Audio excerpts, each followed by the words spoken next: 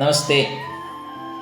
ശ്രീ വിശ്വനാഥൻ ഗുരുകുലം മായങ്കാവ് ദേവസ്ഥാനക്കളരി അദ്ദേഹം രചിച്ച ശ്രീമദ് വിഷ്ണുമായ പുണ്യപുരാണത്തിലെ അധ്യായം 2 കുക്ഷിശാസ്താവിൻ്റെ പിറവി ഞാനിവിടെ പാരായണം ചെയ്യുന്നു. 10ാം ദിനത്തിൽ കേൾക്കുക. മായാ കൂളിവാകയിൽ ശിവസംഗമത്തിൽ പിറക്കുന്ന കുട്ടിക്ക് മഹാവിഷ്ണുവിൻ്റെ അനുഗ്രഹവും ചൈതന്യവും കൊടുക്കാമെന്ന ഭഗവാന്റെ വരദാനവും പിറക്കാൻ പോകുന്ന കുക്ഷിശാസ്താവിൻ്റെ ജന്മത്തിന് കൂടുതൽ ശ്രേഷ്ഠതയേകി. മഹാവിഷ്ണുവിൻ്റെ സഹായത്താൽ ശിവപാർവതി സംഗമത്തിൽ ഉത്ഭവിച്ച ചൈതന്യമാകുന്ന ത്രിഗുണാത്മക രേതസ്സിനെ ഔഷധകനിയാകുന്ന ചണ്ണക്കിഴങ്ങിൽ നിക്ഷേപിക്കുകയും കൂടാതെ പ്രപഞ്ചമാതാവിൻ്റെ രൂപപ്രാപ്യം വരാത്ത മായാശക്തിയെ ആ ഔഷധക്കനിയിലേക്ക് ആവാഹിക്കുകയും പിന്നെ ആ ഔഷധക്കനി അംബരി എന്ന കൂളിവാക പെണ്ണിനെ ഭുജിക്കാൻ കൊടുക്കുകയും ചെയ്തു. അമൃതിൻ്റെ ഗുണങ്ങളോടുകൂടിയ ഔഷധക്കനി തൻ്റെ കൈവശം കിട്ടിയപ്പോൾ കൂളിവാക പെണ്ണിന് അതിരറ്റ സന്തോഷമായി. പെണ്ണെ കൂളിവാകെ, നീ ഒന്നുകൊണ്ട് തന്നെ വിഷമിക്കേണ്ട.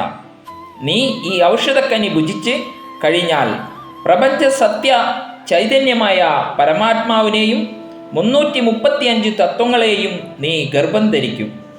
പ്രാപഞ്ചിക തത്വങ്ങൾ ഉൾക്കൊണ്ട നീ 9 മാസവും 9 ദിവസവും 9 നാഴികയും 9 വിനാഴികയും 9 മാത്രയും 9 അംശവും പര്യവസാനിക്കുമ്പോൾ മഹാചൈതന്യമാകുന്ന ഒരു കോമള രൂപന് നീ നിന്റെ ഉദരത്തിൽ ചുമന്ന് ജന്മം കൊടുക്കും.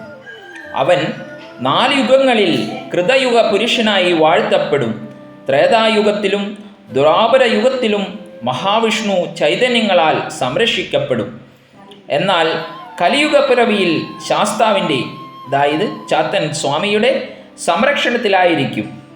പ്രപഞ്ചത്തിൻ്റെ നിലനിൽപ്പ് തന്നെ അന്ന് ഭൂമിയിൽ ശാസ്ത്ര ചൈതന്യങ്ങൾക്ക് പല പല പിറവികൾ തന്നെ ഉണ്ടായിരിക്കുന്നതായിരിക്കും. അകാലഘട്ടത്തിൽ ഉത്ഭവിക്കുന്ന ഏതൊരു മതസ്ഥരും ഭയഭക്തിയോടെ ആരാധിക്കുന്ന മൂർത്തി ചൈതന്യമാകും കുക്ഷിശാസ്താവ്. ചാത്തൻ, കുട്ടിച്ചാത്തൻ എന്നിങ്ങനെ 390 നാമങ്ങളിൽ അവൻ അറിയപ്പെടും. എന്നാൽ ചാത്തന്മാരുടെ എണ്ണം നിശ്ചയിക്കാൻ ആർക്കും തന്നെ സാധ്യമല്ല. കാരണം ആവശ്യമെങ്കിൽ കോടാനുകോടി ചാത്തന്മാർ മഹാചൈതന്യ പിറവിയായ വിഷ്ണുമായയിൽ നിന്നും ഉത്ഭവിക്കും. പിന്നീട് അവനിൽ ആദിപരാശക്തി ചൈതന്യമാകുന്ന 64 കലകളും ലയിക്കും. നവഗ്രഹാധിപത്യം ലഭിക്കുന്നതിനാൽ കലകളെ നിയന്ത്രിക്കുവാനും അവന് കഴിയും. അങ്ങനെ മാതാവിൽ നിന്നും ശ്രവിച്ച വാക്കുകൾ തന്നെയാണോ അതോ ഞാൻ കാണുന്ന സ്വപ്നമോ? കൂളിവാകയ്ക്ക് സംശയമായി. സ്വപ്നമല്ല ഭക്തി, നാം നിന്നോട് അരുളിച്ചെയ്തു തന്നെയാണ്. ഇനി ഞാൻ പെട്ടെന്ന് തന്നെ കൈലാസത്തിലേക്ക് മടങ്ങട്ടെ, ഇല്ലെങ്കിൽ മഹാദേവൻ എന്നെ കാണാതെ വിഷമിക്കുന്നുണ്ടാകും. ഇനി ഭഗവാൻ മഹാവിഷ്ണു തന്നെ നിനക്ക് വേണ്ട സഹായങ്ങൾ ചെയ്തു തരട്ടെ എന്ന് പറഞ്ഞ് ദേവി പാർവതി അവിടെ നിന്നും അപ്രത്യക്ഷമായി. തുടർന്ന് നാളെ കേൾക്കുക.